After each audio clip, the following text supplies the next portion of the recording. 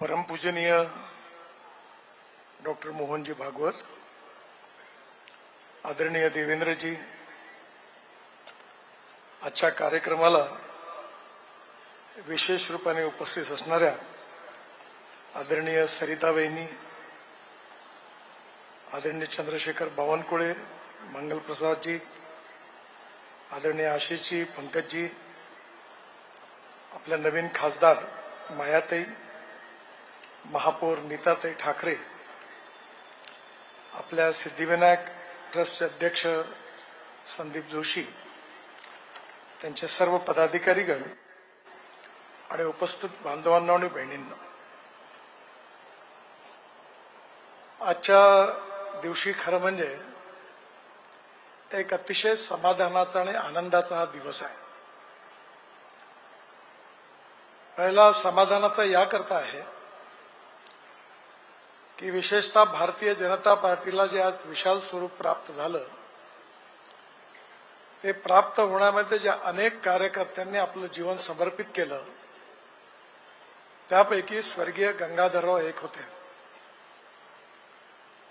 मी Nagpur युनिव्हर्सिटीमध्ये student leader असताना, विद्यार्थी परिषदेचं काम करत असताना माझा गंगाधररावांशी विद्यार्थी संघाच्या निवडणुकांमुळे जवळून संबंध आला आणि लॉच्या 3ऱ्या वर्षाला असताना मी पश्चिम नागपूरमधून विधानसभेला निवडणुकीला उभं राहिलो.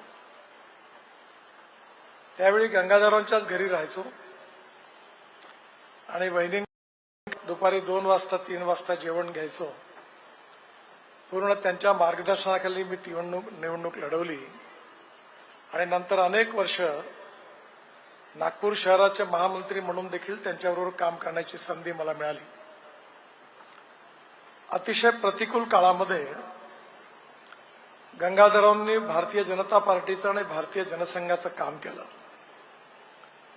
त्यावेळी यश जवळपास मिळण्याची शक्यता नव्हती. अशा काळामध्ये अतिशय हिमतीने प्रतिकूल परिस्थितीमध्ये त्यांनी नागपूर शहरामध्ये पक्षाच्या कार्याच्या विस्तारामध्ये मोठे योगदान दिलं. मला आठवतं, ज्यावेळी ते उपमहापौर म्हणून निवडून आले, त्यावेळी टिळक पुतळा कार्यालयामध्ये मी वहिनींना फोन केला आणि वहिनी ज्यावेळी बरोबर आल्या त्यावेळी हाफ पॅन्टमध्ये त्यांच्याबरोबर देवेंद्र आणि आशिष दोघं त्यावेळी आले होते.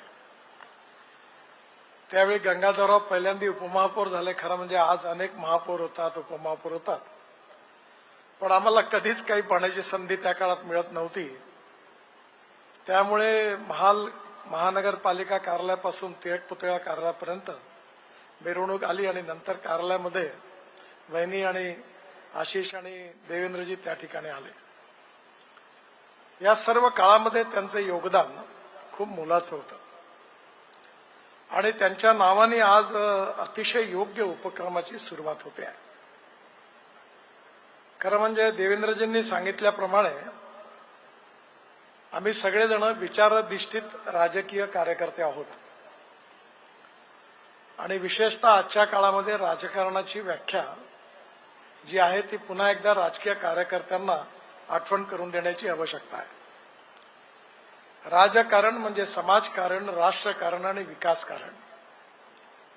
शिक्षण क्षेत्रामध्ये, सेवा क्षेत्रामध्ये, उद्योग रोजगाराच्या क्षेत्रामध्ये आणि स्वास्थ्याच्या क्षेत्रामध्ये समाजातल्या शोषित पीडित व्यक्तींची सेवा करणं, त्यांच्या जीवनात खऱ्या अर्थाने आनंद फुलवणं, ही राजकारणाची खरी व्याख्या आहे. सत्ताकारण हा राजकारणाचा भाग आहे, पण पॉवर पॉलिटिक्स हे काही राजकारणाचं ट्रू मिनिंग नाही आहे. आणि म्हणून पंडित दीनदयाल उपाध्यायांनी सांगितल्याप्रमाणे या समाजातला जो शोषित आहे, पीडित आहे, दलित आहे, सामाजिक आर्थिक शैक्षणिकदृष्ट्या मागासलेला आहे, त्याला परमेश्वर मानून त्याची निरंतर सेवा करत राहिलं पाहिजे. आणि ज्या दिवशी त्या व्यक्तीला रोटी, कपडा आणि मकान मिळेल, त्या दिवशी आपलं कार्य पूर्ण होईल, असं पंडित दीनदयाल उपाध्याय यांनी आपल्या अंत्योदयाच्या सामाजिक आर्थिक चिंतनात विचार आमच्या सगळ्यांच्या समोर आदर्श म्हणून ठेवलेला आहे. आणि त्या विचाराच्या अनुरूपच जसं तुकाराम महाराजांनी आपल्याला सांगितलं की जे का रंजले गांजले त्यासी म्हणे जो आपुले, तोची साधू ओळखावा देव तेथेची जाणावा, या उक्तीप्रमाणे दरिद्र नारायणांची आणि गरिबांची सेवा करणं, त्याकरता गंगाधरांच्या स्मृती प्रित्यर्थ या उपक्रमाची सुरुवात झालेली आहे. परिस्थिती खूप वाईट आहे. आज अनेक लोक औषधं घेऊ शकत नाहीत.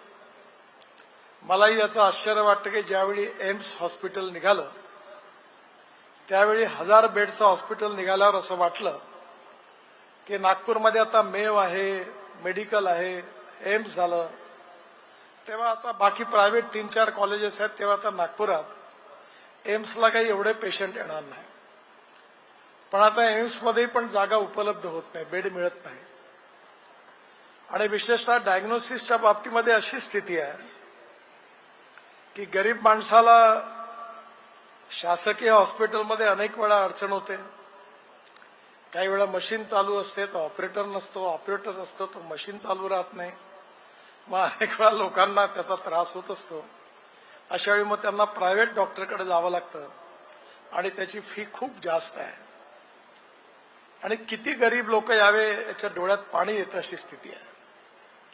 जसं देवेंद्रजींच्या मार्गदर्शनाने हा उपक्रम सुरू झाला, तसा काही दिवसापूर्वी माझ्या आईच्या स्मरणार्थही एक उपक्रम कमाल टॉकीज चौकात सुरू झाला.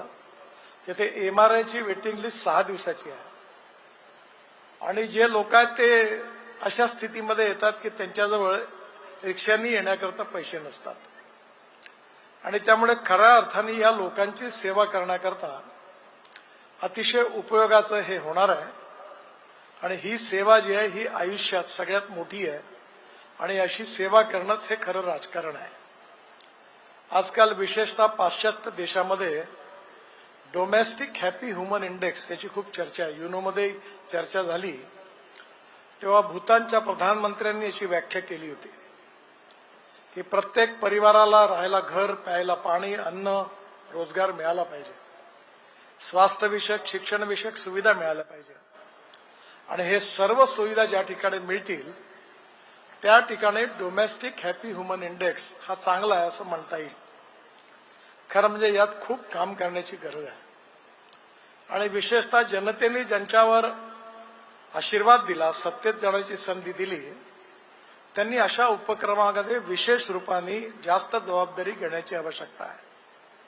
मला अतिशय आनंद आहे की देवेंद्रजींनी स्वतः पुढाकार घेऊन हा आदर्श इतर आमदारांसमोर प्रस्थापित केलेला आहे की अशा प्रकारे गरिबांची सेवा करण्याकरता आपण सगळ्यांनी पुढे येऊन काम केलं पाहिजे. आणि त्यातून आज या उपक्रमाची या ठिकाणी सुरुवात होते आहे. आणि स्वर्गीय गंगाधरांचं नाव देणं हे देखील खूप महत्वाचं आहे. महाराष्ट्रामध्ये देवेंद्रजींनी जे सांगितलं, त्यांनी जी महात्मा फुले योजनेचा उल्लेख केला त्याचा खूप चांगला परिणाम आहे. खरं म्हणजे आता डायलिसिस करता पैसे घेण्याचीच आवश्यकता नाही. आणि मग आज अनेक लोकांना महिन्यातून 4-4 वेळा डायलिसिस करावं लागतं. त्यांच्याजवळ पैसे नाही आहेत. कॅन्सरचं इंजेक्शन 2,30,000 रुपयाला मिळतं. गोळी 1,25,000ला मिळते. आणि मला अनेक लोक अशी बघायला मिळाली की शेवटी पैसे नसल्यामुळे त्यांनी उपचार बंद केले आणि मृत्यू स्वीकारला. आम्ही प्रयत्न करतोय की हे इंजेक्शन 1/3 प्राइसमध्ये कसं मिळेल, गोळी 1/3 प्राइसमध्ये कशी मिळेल, ते शक्य आहे. अडचणी आहेत. कोविडच्या काळामध्ये रेमडेसिवीर होतं, त्याचा ब्लॅक मार्केट सुरू झालं होतं.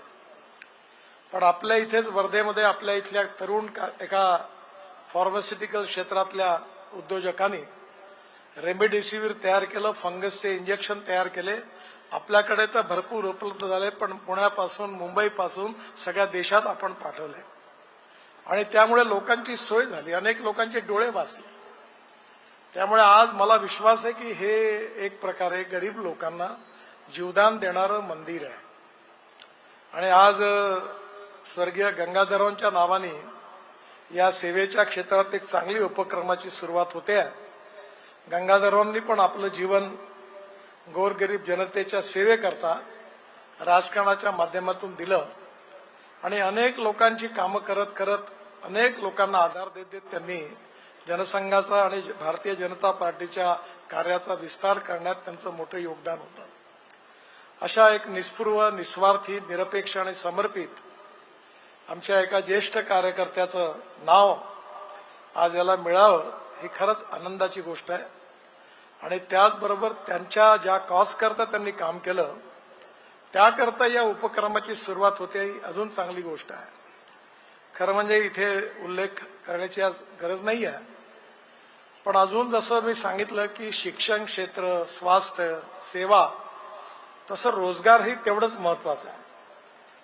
आणि मी विशेष रूपाने देवेंद्रजींना धन्यवाद देईल की आपल्या इथला गडचिरोली, चंद्रपूर हा जिल्हा नक्षलग्रस्त होता आणि आज त्या भागामध्ये मोठ्या प्रमाणावर उद्योग सुरू झाले, हजारो लोकांना रोजगार निर्माण झाला. आणि जर रोजगार निर्माण झालं तर पर कॅपिटा इन्कम आणि ग्रोथ रेट वाढेल आणि रोजगार निर्माण झाला तर गरिबी दूर होईल आणि गरिबी दूर होईल, सस्टेनेबल डेव्हलपमेंट होईल आणि गरिबी दूर होईल तर नक्कीच समृद्ध संपन्न राष्ट्र निर्माण होईल. आणि म्हणून मला आनंद आहे की ज्या विदर्भामध्ये एकाकडे सगळ्याच क्षेत्रामध्ये उत्तम काम होत आहे, कृषी क्षेत्रामध्येही चांगलं काम होत आहे, AI इन ॲग्रिकल्चरची सुरुवात झाली आहे, संत्र्यामध्ये, सोयाबीनमध्ये, कापसामध्ये अनेक रिव्होल्युशनरी प्रयोग सुरू आहेत. या सगळ्या प्रयत्नामधून कुठेतरी ही जी दलित पीडित शोषित जनता आहे, जे तरुण बेरोजगार तरुण आहेत, जे गरिबीमुळे कुठल्याही प्रकारच्या शिक्षणापासून, स्वास्थ्यापासून, सेवेपासून वंचित आहेत, त्या जीवनात कुठेतरी विकासाचा प्रकाश, आशेचा सूर त्यांना गवसणार आहे. आणि त्यामुळे अतिशय उत्तम रीतीचं हे कार्य झालं. संदीपच्या नेतृत्वाखाली त्याच्या सहकार्याने अतिशय उत्तम सेंटर निर्माण केलेलं आहे, अतिशय उत्तम मशिनरी या ठिकाणी आहे आणि या सगळ्या मागे लोकसेवेची भावना आहे. आणि निश्चितपणे यातून अनेक लोकांचे जीवन वाचवण्यामध्ये हे गंगाधरांच्या नावाने असणारं मेमोरियल सेंटर हे नक्की उपयोगी होईल असा मला विश्वास आहे. मी गंगाधरांच्याही स्मृतींना अभिवादन करतो. देवेंद्रजींना आणि संदीपच्या बरोबर त्यांचे सगळे संचालक मंडळी आहेत, त्यांनी अतिशय उत्तम आदर्श अशा चांगल्या समाजकारणाची या उपक्रमाने सुरुवात केली आहे आणि याची प्रेरणा बाकीच्याही लोकांच्या मनात निर्माण प्रत्येक तालुक्यात अशी सेंटर लोकसेवेची निर्माण होतील असा विश्वास व्यक्त करतो आणि पुन्हा एकदा या कार्याला शुभेच्छा देतो आणि माझं बोलणं संपवतो. धन्यवाद.